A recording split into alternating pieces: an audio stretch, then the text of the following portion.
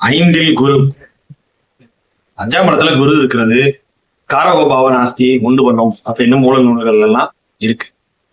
சரி, காரகோபாவ நாஸ்தின்னு என்ன?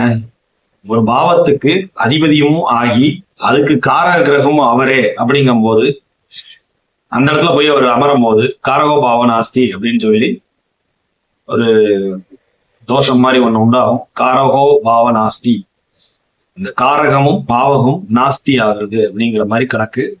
குரு 5ல இருந்தா இப்ப குழந்தை கிடைக்காதா, காரக பாவ நாஸ்தி நடக்குதா அப்படின்னு கேட்டா அப்படிலாம் ஒண்ணும் இல்லை. 5ஆம் இடத்துல குரு இருக்கிறவங்க எவ்வளவோ பேருக்கு குழந்தை பாக்கியம் கிடைச்சிருக்கு, நல்ல நிலைமையில இருக்கதான் செய்யறாங்க. அப்படிலாம் ஒண்ணும் பெருசா குரு கெடுக்கிறதுலாம் இல்லை. மேற்கொண்டு பாவ கிரகங்கள் தொடர்பு கொண்டு அவர் மேற்கொண்டு வலிமை இழக்க கூடாது.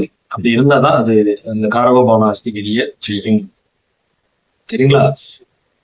நமக்கு தெரிஞ்ச ஒரு வெற்றி இலக்கண ஜாதகம் இருக்கிறாங்க, 5ஆம் இடத்துல குரு ஆட்சி. சரிங்களா? இந்த குருவுக்கு எந்த ஒரு பங்கமே கிடையாது. அதாவது சனியோட பார்வையோ ராகுவோட தொந்தரவோ இல்ல கேதுவோ எதுவுமே இல்லாம தனிச்சு அப்படி 5ஆம் இடத்துல குரு தனிச்சு இருக்கிறாரு. அவங்களுக்கு ஒரு ஆம்பளை பையன் ஒரு பெண் பிள்ளை. சரிங்களா? சோ இந்த மாதிரி இவங்க மட்டும் இல்லை, இன்னும் நிறைய ஜாதகங்கள்ல பார்த்த ஜாதகங்கள்ல குரு 5ஆம் இடத்துல அப்படி தனிச்சா வளர்ந்தாருன்னா உடனே வந்து காரகபாவ நாஸ்தி ஆயிருது அப்படின்லாம் கேட்டா கிடையாது. சரிங்களா? எல்லா இடத்துலயுமே அந்த விதி ஒத்து போவது இல்லை. 5ல குரு தட்டாலே உடனே வந்து காரகபாவ நாஸ்தின்னு எடுத்துக்க வேண்டியதில்லை. 5ஆம் இடத்துல குரு இருந்தா நல்ல செல்வ நிலைகள் இருக்கும், உங்களுடைய புகழ் மேலோங்கும், உங்களுக்கு தேவையான பூர்வீக சொத்து உங்களுக்கு கிடைக்கும், பிள்ளைங்களால் ஆதாயம், பிள்ளைங்களால் வருமானம், பிள்ளைகளால் நற்பெயர் அப்படிங்கிற மாதிரி நல்ல பலன்களை குரு கொடுக்கவே செய்வார். 5ஆம் இடத்துல குரு சொல்ல போனால் லைஃப் லாங்கா வந்து உங்களுக்கு நல்ல ஒரு உழைக்காமல் வரக்கூடிய பணம் வந்துகிட்டே இருக்கும். 5ஆம் இடத்து அந்த மேன்மைகள் உங்களுக்கு நடக்கவே செய்யும்.